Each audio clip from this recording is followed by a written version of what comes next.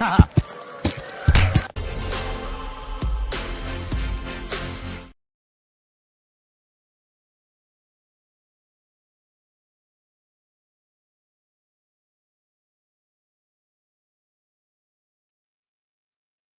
on guard indeed. This is a dark day for Canadians. We have the results this evening, and I probably will be back later with those results of the Liberal leadership vote. There's some incredible irregularities we'll be discussing. And do you know we still have tariffs on U.S. goods, even though Donald Trump deferred the tariff on Canadian goods? When we come back, we'll be discussing the Liberal leadership vote today and the fact that we are in a deep psychological operation. When we come back.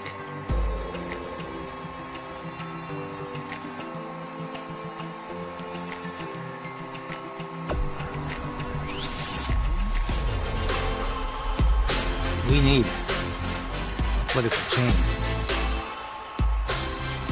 But we also need the resolve to resist.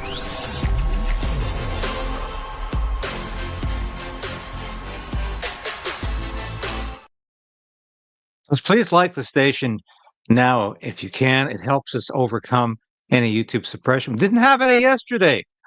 One of our best days in a long time. Thank you for all of you who watched that broadcast, subscribed, resubscribed, supported the station. We're trying to get the truth out there every day. And I appreciate your support. Share this broadcast with your friends and family. And please continue to do what you do. Get on this broadcast, talk to each other. I try to get your comments up as much as possible. And I think it's a great thing. We're all in this together. I can't say that enough. We are really in this together. And what happens this afternoon? We all know it's the coronation of Mark Carney. He's going to be anointed. Excuse me. But you are being played, dear viewer. I've been saying now for 3 months that Justin Trudeau and the Liberals want this trade war because they want to run against Donald Trump and America. They don't want this race, this election, to be against Pierre Poilievre and the Conservatives. They were losing that one by 20 points. And apparently, they've almost evened the score. And we'll show you the latest poll, which I'm not believing, but we'll get to why it's important. Mark Carney wants a trade war. One poll indicates that he could win a majority government. And let me show you this here. Look at this. This is an ECOS poll, which I do not trust at the best of times because Frank Graves definitely has left-wing leanings. But look at this result, 40.7% versus 35.5% for the Conservatives. Now, even more frightening. If Mark Carney were the leader, and you have to read what the asterisk means here, with names of leaders, and the leader they mention here is Mark Carney, 42.4% to 35.3%. That puts Mark Carney in majority territory. Now, once again, do I believe that poll? But that's really not the point. The vast majority of Canadians read these polls and sometimes believe them. And it's the perceived inevitability of another Liberal victory that will hurt the Conservative Party in the next election, or all small c Conservative parties. This is a psyop. It's a psychological operation telling you that tariffs are patriotic. Buy Canadian. Take the bourbon off the shelves. Boo the American national anthem. Support Team Canada. And vote Liberal. That's what they're telling you. That's what this psyop is all about. This is gaslighting. And this is the Liberal strategy to win the next election under Mark Carney, who will inevitably win this vote today. And let me tell you, this has been a corrupt Liberal leadership campaign from day one. And what else are they doing? Keep the Canadian tariff on U.S. goods, even though Trump has deferred the American tariff. A tariff on U.S. goods is just a tax on you and I. It's a tax on Canadians. But it's being sold to you as a patriotic device. Let's get those Americans. This is all the proof we've needed that this has been the Liberal game plan now for months, ever since Justin Trudeau went down to Mar-a-Lago uninvited to crash Donald Trump's Thanksgiving dinner. That's been the Liberal game plan. Let's make this about Justin Trudeau, the Liberal Party, and now Mark Carney against Donald Trump. Don't fix the border. Don't stop the drugs. But don't let the people have time. Think about the last 10 years of Liberal catastrophe. That's what this has all been about. Now, I'm going to take you through some interesting information here about the real Mark Carney. Brookfield's Bermuda base is Canada's largest alternate asset manager dodging global taxes. I encourage you to have a look at our deep dive into Mark Carney because it's not only enlightening, it's frightening. And this is the guy who is going to become an unelected prime minister, if not today, within days, as soon as Justin hands over the reins of power. Now that is where Canada is right now. This man is not only a globalist pawn, he's an extremely wealthy man who continues to make money off the fossil fuels he says he despises so much, who won't reveal where his money is coming from and where it's going, who moved his Brookfield asset company to the United States because he knows his policies are going to hurt his company and he's going to lose money. But that's okay. You don't have the option of moving your taxes to the United States or Bermuda, and it gets worse. More recent research by Canadians for Tax Fairness indicates that the broader trends of tax avoidance continue in Canada and that Brookfield still leads the way. A report from 2022 estimated a corporate tax gap for Canada's 123 largest corporations of more than $30 billion Canadian in 2021 and found that the largest tax gap for 2017 to 2021 belonged to Brookfield Asset Management.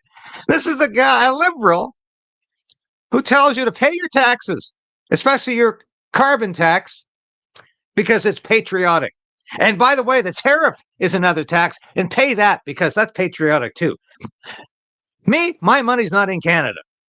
The tax, and I say me, meaning Mark Carney, the tax gap measures the difference between taxes paid and what would have been paid if the statutory tax rate were applied to profits. While there are many legitimate reasons why the rate of tax payments would be lower than the official tax rate, Brookfield's exceptional and consistently low rates of tax are a clear warning sign. Now, once again, this comes from an organization that I ordinarily wouldn't quote from, Center for International Corporate Tax and Accountability Research. And I'm not saying taxes are a good thing. I want to lower taxes for corporations. I want to lower taxes for individuals. But I want to lower the hypocrisy rate as well. With somebody like Mark Carney pretending he's paying his fair share, but he's a good liberal, good socialist. This is a guy who quotes Karl Marx and Vladimir Lenin. Is there something wrong here, folks? Yeah, I think there's something wrong. It's called gross hypocrisy, the kind that Justin Trudeau has exhibited and demonstrated for the past decade, in which Mark Carney has demonstrated his entire life. Bear in mind, this man has never stood for public office, and he's about potentially to become the next Prime Minister of Canada without any votes except Liberals putting him there. The report noted that Brookfield had a tax rate of 5.2% in 2021, down from 6.8% in 2020, but up from a 5-year averages over the previous 15 years of 3.9%, 5.1, 4.9. Once again, I'm not saying corporations should be paying 60% taxes. No, God forbid. But how come Mark Carney's corporation gets away with this? Is there something askew here? Brookfield's estimated tax rate of around 5% over the last 15 years highlights a clear long-term structural problem, which appears to be driven by aggressive global tax avoidance practices. Brookfield's tax gap over the last 5 years was over $6.5 billion Canadian, with more than half of the total in the most recent year. Brookfield appears to have avoided billions in taxes. Well, I thought good liberals were supposed to love to pay their taxes. Big L liberals. Socialists should love to pay their taxes. People who love Karl Marx should love to pay their taxes. One more example of this incredible hypocrisy. A 2023 C4TF report on the receipt of pandemic subsidies highlighted Brookfield again for several reasons. The report found that Brookfield had at least 6 wholly owned subsidiaries that collected CEWS plus sizable majority stakes in 2 additional CEWS recipients. The report noted that ownership of the 5 CEWS recipients passes entirely through a Bermuda-based subsidiary. Oh, it's offshore. Where have we heard that before from liberals? Remember Paul Martin had his shipping line registered? I think it was in the Cayman Islands, but it was offshore. It wasn't in Canada. So he didn't have to pay Canadian tax. This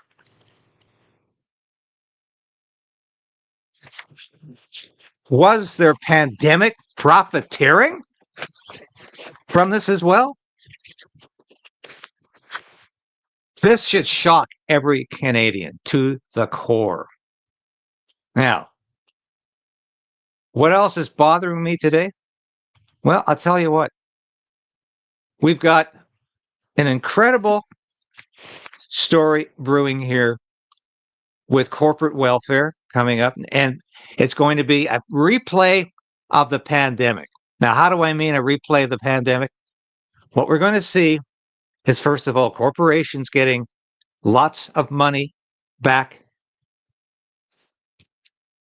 because, they're going to be hurt by the tariffs.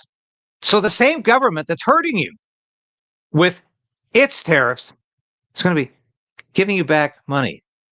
And yes, what's next on the block? Well, I can tell you what's next on the block. There's going to be an individual stipend, another welfare payment like there was during COVID. And that should do you. That should be enough.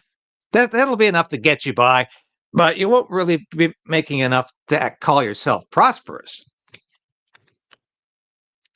As Trudeau and the NDP are backing indefinite EI payments to counter the trade war. There should not be a trade war right now, folks. Donald Trump deferred the payments. All we have to do is fix the border, stop the drugs. No, Trudeau wants a trade war. I'll say it again. Trudeau wants a trade war. Mark Carney wants a trade war.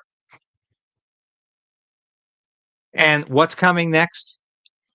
Universal basic income. They will use the so-called tariff war crisis like they used the COVID pandemic crisis to advance their political agenda.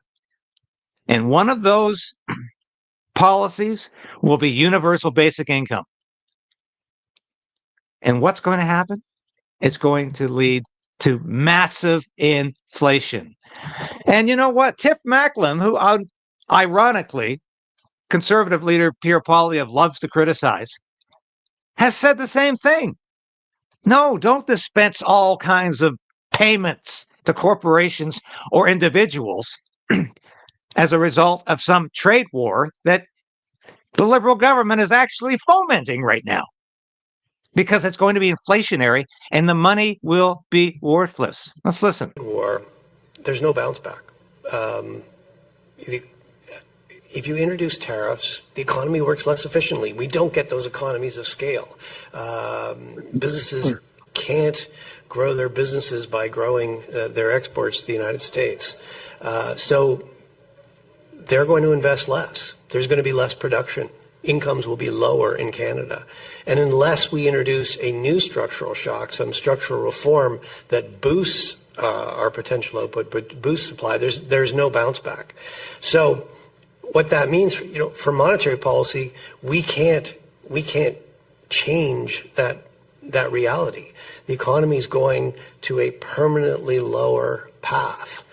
So the only thing we can do is we can help smooth the painful economic adjustment to tariffs. But even there, monetary policy is constrained because we have to make sure that the tariff problem doesn't become an inflation problem. So what that means is you're not looking like a COVID type response. We're going to have to proceed quite carefully. We're going to have to balance yes, there will be downward pressures on inflation from the weakness in the economy, but there's going to be also upward pressures from higher import costs, a weaker Canadian dollar, inevitable supply chain disruptions. That'll all increase cost, and that'll put upward pressure on inflation. So we're not. I mean, what I was really trying to convey in my remarks today is we're not thinking of a COVID type response here.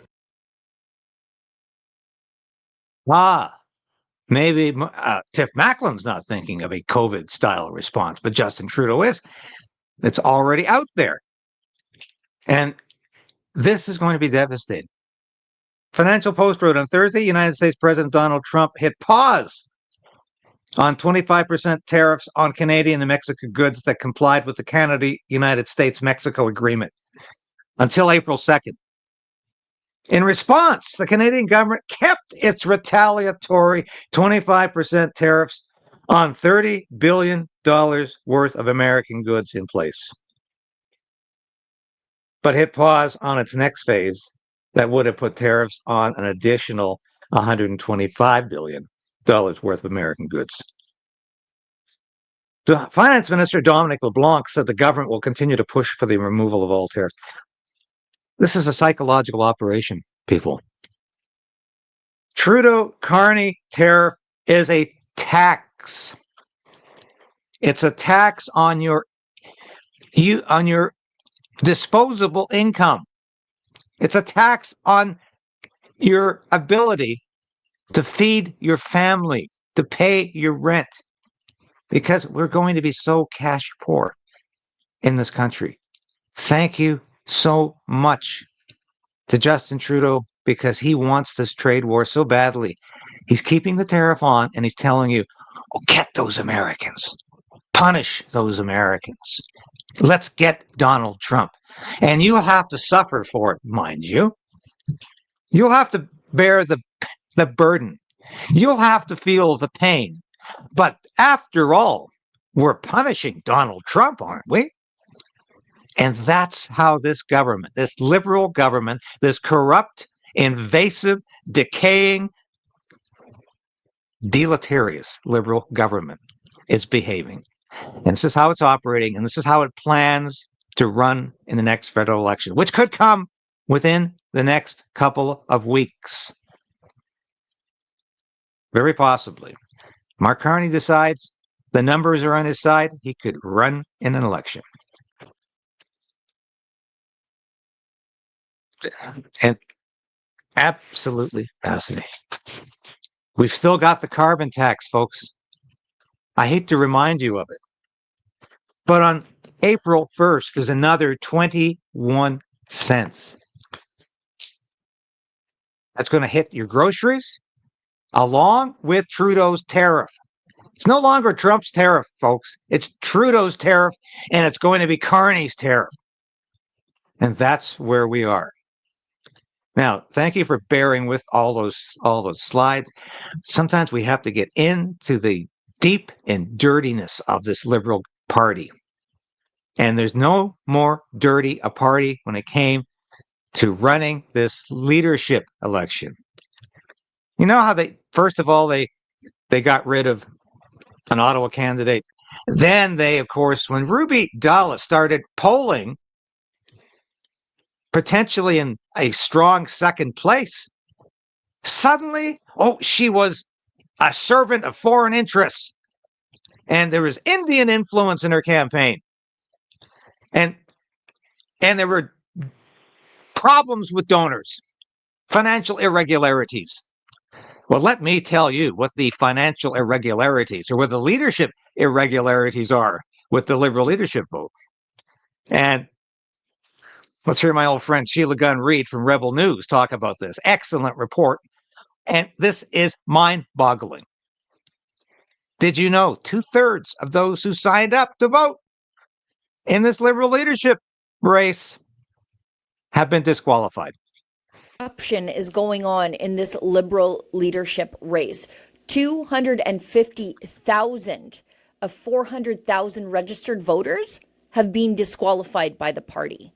The Liberal Party's almost entirely online leadership voting process is turning into a Banana Republic-style scandal on the eve of the vote, hinting at backroom deals, voter suppression, and maybe even foreign interference. Elections Canada, the RCMP, and CSIS need to audit this process immediately. Demand transparency and sign the petition at auditcarney.com. Now, here's what we know. The Liberal Party initially boasted about signing up nearly 400,000 members to vote for its next leader. Now, according to the party, only about 150,000 of those registered members have been approved to vote, meaning a shocking 250,000 people have been disqualified. The Liberals turfed outsider leadership candidate Ruby Dalla for vague campaign finance issues and an allegation about a foreign national working on her campaign. But in the meantime, they've conveniently kept all the money she brought in and seem perfectly fine with endorsements from Obama-era Democrat staffers. If almost 2/3 of the registered voters were silenced, was this really an election at all, or just a pre-planned coronation for Mark Carney? Now, who were the 250,000 silenced voters? If the party proudly announced 400,000 registered voters on January 30th, 2025, why were 2/3 disqualified by March 7th, 2025, just hours before the convention? Were they fake accounts, bots, cats and dogs, or foreign nationals?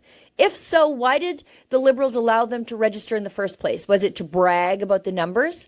Were they real Liberal supporters who just failed some arbitrary verification process? If so, why wasn't that process made transparent to anyone? And what was that process? Or more disturbingly, were these just people the party feared wouldn't vote for Mark Carney? If the Liberals control who gets a ballot, then they control who becomes the Prime Minister. And that should alarm every Canadian, Liberal or not. We already know the fix is in for Mark Carney. He's a private citizen at this point with no seat in the House of Commons, and yet he was given a secret government briefing on U.S. tariffs by Foreign Affairs Minister Melanie Joly when no other candidate received one. They already know who's going to win, whether the voters want him or not. Now, this is the same Liberal playbook we've seen for years. Silence voices that don't fit the agenda, suppress information that exposes their corruption, hide the information that might expose their corruption, and manipulate the processes to maintain control. This isn't just about a party leadership race. Whoever wins this is automatically the next Prime Minister of Canada. This means every Canadian, not just Liberal Party members, should be demanding answers. We know the Chinese government meddled in the last two federal elections in favor of the Liberals.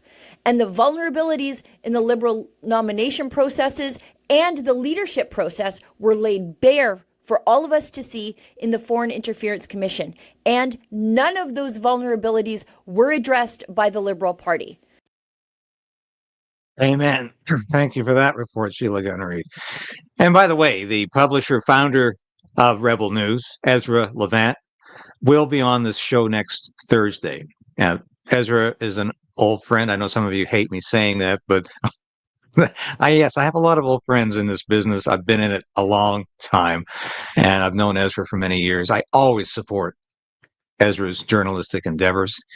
He's courageous, he's gutsy, and I really like the report he's doing here. And if I have time, I want to show one more Rebel News report from Dave Menzies. But I want to say at this point, we are in dangerous ground here. What went on with this irregularity, disqualifying 2/3? What is going on? Why are Canadians accepting this? That Mark Carney is being coronated as the next Prime Minister of Canada. Why is there not more uproar? Why was there not more assessment, analysis, debate in the mainstream media about who is this guy anyway? Never been elected anywhere. Failed as the governor of the Bank of England. Disastrous tenure there. Friend of Giselle Maxime. Apparently knew Jeffrey Epstein. If he knew Giselle Maxime, he must have known Jeffrey Epstein. This is a guy who has hobnobbed with the rich and famous and with globalists. And now he expects to run this country into the ground. And he's already announced his carbon tariff and his corporate carbon tax, which will affect you. And he's telling you, well, it's just going to affect these multi-billion-dollar corporations. It's a lie, like every other liberal lie. Don't accept it. I got one more report I wanted to show you here, because this shows you how Mark Carney is getting special treatment. And he's been getting the special treatment from day one, because the deep state in Canada knows he's supposed to win this leadership vote today.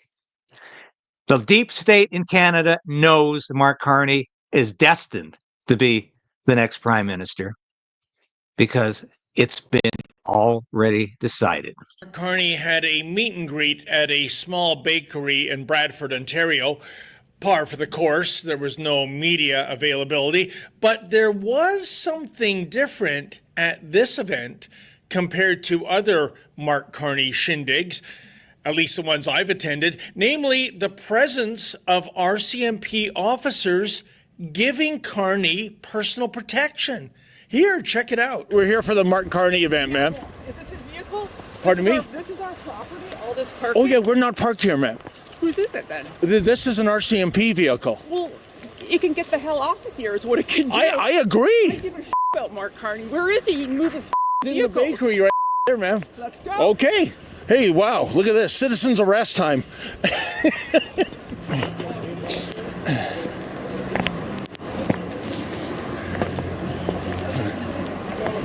Try.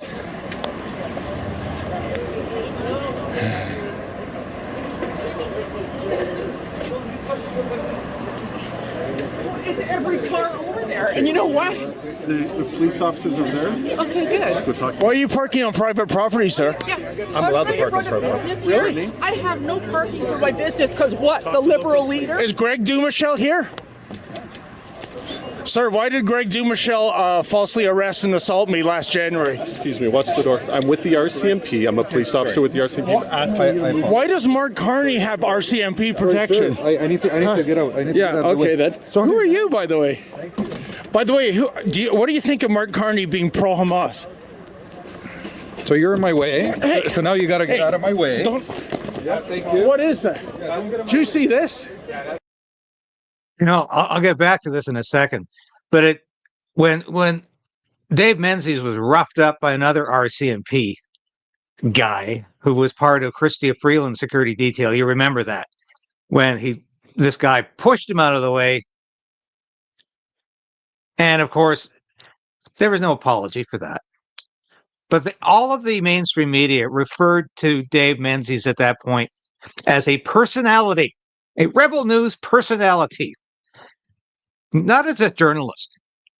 Now, I've known Dave since we both worked at Sun News.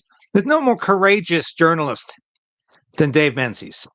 And when you actually go out and you get pushed around by this guy here, whoever the hell he was, I don't know, and intimidated by the RCMP, I think that's gutsy. I think that shows courage. And I think that means you're a journalist. That is. Officer, did you see that? Of course, folks, the question arises, how in the world does Mark Carney qualify for such protection? So it was that I visited the RCMP's website and looked into who qualifies for RCMP protective services. And here's what I found. Quote, the close protection units protect individuals listed under Section 141E of the RCMP regulations, such as the Prime Minister of Canada, the Governor General, justices, judges of the Supreme Court of Canada, ministers of the Crown, and internationally protected persons, such as visiting foreign heads of state and heads of government, end quote. Mark Carney is not the PM, the Governor General, a Supreme Court Justice, a head of state, and so on and so forth. So what gives? Well, obviously, we weren't going to get answers from Team Carney, so I sent the following inquiry to the RCMP's media relations team. Quote, on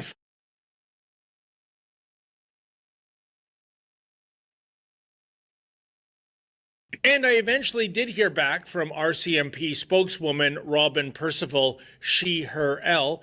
Here is her response. Quote, in addition to the Prime Minister and Governor General, the RCMP is mandated to protect ministers of the Crown and those designated by the Minister of Public Safety to receive protection on a case-by-case basis. Protective measures are intelligence-led and based on the latest risk and threat assessments, ongoing security considerations, and a number of other factors. For the safety of those we protect and of our members, as well as to ensure the integrity of operations, the RCMP does not disclose information related to protective measures nor confirm individuals who may receive protection, end quote. So in other words, we're not going to tell you why Mark Carney gets special treatment, but it's okay that he does because the policy is the RCMP is in the pocket of the Liberal government. And if the Liberal government says, look after Mark Carney, the RCMP says, yes, sir, we'll do it because we work for you. This is another example of the political ownership of the RCMP. And it's absolutely shocking, but that's what's going on here. And the policy is public safety minister decides who's important. The public safety minister decides who's not important. That's called a dictatorship. That's so damn authoritarian because you should have legislation that clearly defines who warrants RCMP protection. Is Chrystia Freeland getting? Well, probably not. I don't know. It'd be an interesting question. Would Ruby Dalla have gotten RCMP protection? No, absolutely not. And that's where we've come to in this country. When I come back after a brief nod to our store, which I encourage you to go to, get some gear. I think it's some of the greatest material out there. I'll be right back with some concluding remarks and what's going to happen this afternoon.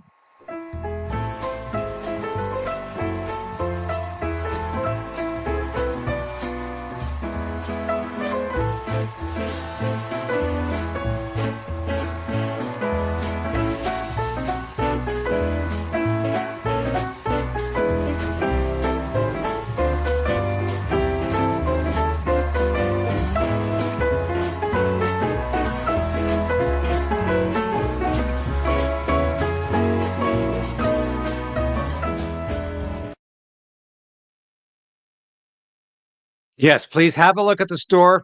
It's great material there. We've got the mugs, we've got the toques, we've got the fantastic hoodies that are advertising freedom. And that's what we're all about. What's happening this afternoon? 4 o'clock. It's when coverage commences on the Liberal leadership vote. I don't know how long it's going to take. It's going to be a first ballot victory, obviously. And I think Mark Carney is going to win that. It's at the Rogers Centre in Ottawa. Now, I can go there and try to get in, but I'm going to be denied entry. I can tell you that. I'm on a blacklist. I will not be able to get in to see the Mark Carney vote. CBC will be there, and global CTV will be there. I might do a live broadcast this afternoon if interest warrants and if there's actually something to see rather than just CBC talking heads, which I know none of us want to see.